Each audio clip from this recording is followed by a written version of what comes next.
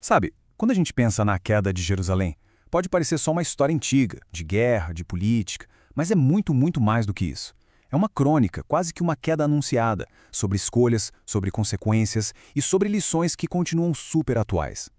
Tudo aquilo que o profeta Jeremias vinha avisando, bom, estava prestes a se tornar uma realidade dura e inevitável. Vamos mergulhar juntos nessa história para a gente entender como um reino chegou nesse ponto de ruptura. E no coração de toda essa história está essa ideia aqui.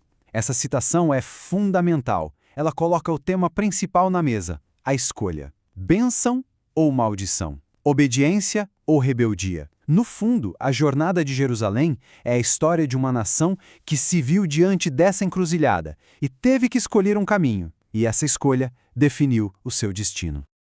Imagina só o cenário em Judá naquela época. Era uma tensão no ar que dava para cortar com uma faca. Jerusalém, a cidade, já sitiada, vivia no limite do colapso. De um lado, ecoavam os avisos do profeta Jeremias, quase que um grito de alerta. E do outro, a teimosia e a autoconfiança dos líderes. O palco estava todo montado para um confronto que não era só militar, era espiritual.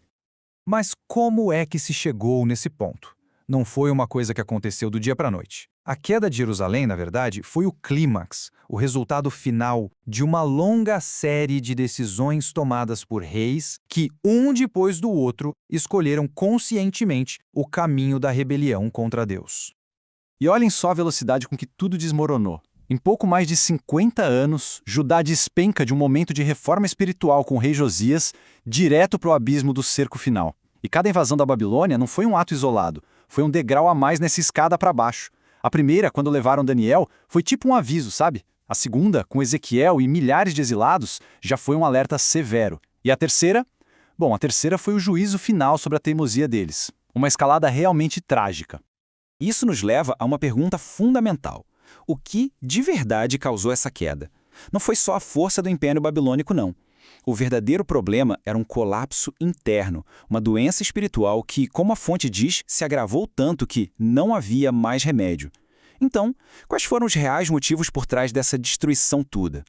O rei Zedequias, o último a governar Judá, é o exemplo perfeito desse colapso por dentro. Na aparência, ele fez o que parecia certo, mandou mensageiros para consultar o profeta de Deus. Só que, a gente sabe, Deus não olha suas ações, ele olha o coração. E a verdade é que nem o rei, nem os oficiais dele, nem o povo tinham a menor intenção de obedecer. Eles buscavam uma saída mágica, não uma transformação de verdade. E aqui é super importante a gente entender o que significa se arrepender nesse contexto. Não é só um remorso, uma tristeza porque as coisas deram errado. Arrepender-se, na sua essência, é dar meia volta, é uma mudança radical de direção. É abandonar a arrogância, a autossuficiência e se voltar para Deus em total dependência e humildade. Era exatamente essa atitude que faltava em Judá. Então, fica bem claro que a queda de Jerusalém foi o resultado de uma receita desastrosa. Os ingredientes eram tóxicos. Corações endurecidos pelo orgulho, a perseguição aos mensageiros que traziam a verdade, a falta de um arrependimento genuíno e uma rebelião política que, no fundo, era uma rebelião contra a própria vontade de Deus. A destruição se tornou o resultado inevitável. E agora a gente chega no clímax dramático dessa história. Com o exército da Babilônia cercando a cidade, o rei Zedequias, encurralado, faz um último e desesperado apelo a Deus. Ele busca uma resposta. E a resposta que ele recebe é uma das mais chocantes e reveladoras de todo esse relato. O rei envia seus oficiais a Jeremias com um pedido: consulta por nós ao Senhor. A esperança dele era que Deus realizasse uma daquelas maravilhas do passado, sabe? E forçasse o inimigo a recuar. Ele não estava pedindo orientação, ele estava pedindo um resgate milagroso para poder continuar no seu caminho de desobediência. A resposta divina, no entanto, foi o oposto do que ele esperava. E essa declaração, ela resume a gravidade terminal da situação. Deus não só afirma que não vai ajudar, ele declara que vai lutar contra eles. O protetor histórico da nação se tornou o seu principal adversário. A aliança estava quebrada e o próprio Deus estava agora executando o juízo contra Jerusalém. Mas mesmo nesse momento terrível, uma última escolha foi oferecida. Uma escolha brutal, mas muito clara. Deus apresentou dois caminhos. O caminho da vida exigia a mais profunda humilhação, sair da cidade e se render ao inimigo.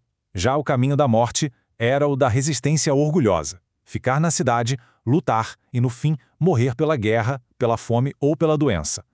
A escolha final ainda estava nas mãos deles. Essa história trágica, que aconteceu há mais de 2 milênios e meio, não é só um registro do passado. Ela está carregada de lições que não perdem a validade. E a pergunta inevitável para a gente é: o que podemos aprender com a queda de Jerusalém hoje, no nosso próprio contexto? Se a gente pudesse resumir a moral dessa história toda em uma única frase, seria essa: prevenir é muito mais sábio do que remediar. A história de Judá serve como um poderoso alerta. Olhar para os erros do passado nos dá a chance de evitar a ruína no futuro. Eles ignoraram os avisos por décadas até que, tragicamente, não tinha mais remédio. E a partir dessa lição, a gente pode tirar alguns aprendizados práticos. Primeiro, usar a história como um mapa para não cair nos mesmos abismos. Segundo, cultivar uma atitude contínua de humildade e de disposição para mudar de rota. Terceiro, olhar para as grandes obras de Deus no passado, não para exigir repetições, mas para fortalecer a nossa esperança. E, por fim, lutar ativamente contra a complacência espiritual na nossa vida. Em resumo, a jornada de Judá nos mostra uma nação que escolheu a rebeldia em vez da obediência, que ouviu os conselhos que agradavam em vez da verdade que confrontava e que, no fim, colheu os frutos das suas próprias decisões. É uma demonstração poderosa de que a falta de arrependimento genuíno leva a um ponto sem retorno. Mas também nos lembra que a humildade é sempre o caminho de volta. E isso nos deixa com esta pergunta para reflexão. De que maneira essa realidade tão triste de um povo que se afastou de Deus, ignorou os seus avisos e enfrentou a destruição pode servir como uma lição construtiva para a comunidade de fé hoje? A história de Judá é um chamado à vigilância, ao arrependimento constante e à confiança humilde. Que a gente possa aprender com o passado para construir um presente mais sábio.